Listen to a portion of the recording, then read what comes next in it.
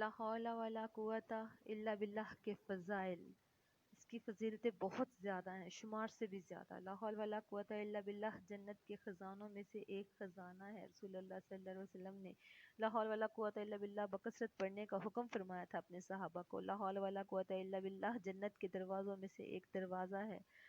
اگر آپ جنت میں جانا چاہتے ہیں تو یہ ایک آسان ذریعہ ہے۔ لا حول ولا قوت الا باللہ عرش الہی کے نیچے جنت کا خزانہ ہے۔ لا حول ولا قوت الا باللہ جنت کے درخت ہیں۔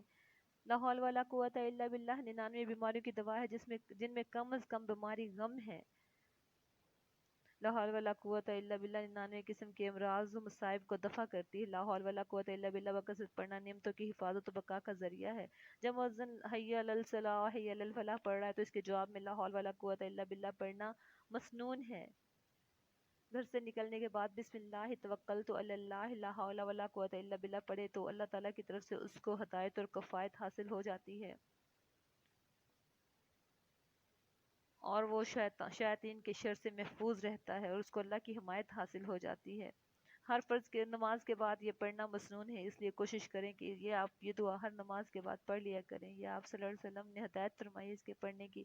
چلے ہر نماز کے بعد نہ صحیح، جب تک ممکن ہو تب تک پڑھ لیا کریں۔ سونے کے لیے بستر پر جاتے وقت پڑھنا مسنون ہے۔ لا الہ الا اللہ وحدہ لا شریک لہ لہ الملک ولہ الحمد وہو علی کل شیء قدیر۔ لا حول ولا قوت الا باللہ العلی العظیم۔ سبحان اللہ والحمد للہ لا الہ الا اللہ واللہ اکبر واللہ اکبر۔ لا حول ولا قوت الا باللہ العلی العظیم۔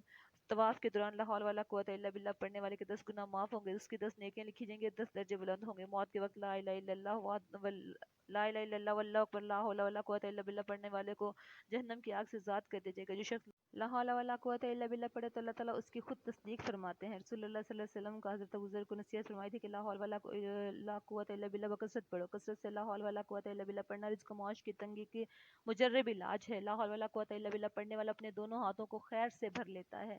لا حول ولا قوت الا باللہ پڑھنا بکثرت پڑھنا غم اور پریشانی اور بیماریوں کا مؤثر اور مفید علاج ہے۔ لا الہ الا اللہ واللہ اکبر سبحان اللہ والحمد للہ لا حول ولا قوت الا باللہ پڑھنا گناہوں کو معاف کرتا ہے، گرچہ کہ وہ بے شمار ہی کیوں نہ ہوں۔ لا حول ولا قوت الا باللہ باقیات اور صالحات میں سے ہیں۔ لا حول ولا قوت الا باللہ فرشتوں کی دعا ہے۔ بنی اسرائیل کے ساتھ سمندر پار کرتے وقت موسیٰ علیہ السلام نے یہ کلمات پڑھے تھے: اللہم لک الحمد والیک المشتاق وانت المستعان ولا حول ولا قوت الا باللہ العلی العظیم۔ سخت ترین مشکل و مصیبت بسم اللہ الرحمن الرحیم لا حول ولا قوت الا باللہ العلی العظیم پڑھنا باعث نجات ہے۔ ولا حول ولا قوت الا باللہ العلی العظیم پڑھنا باعث نجات ہے۔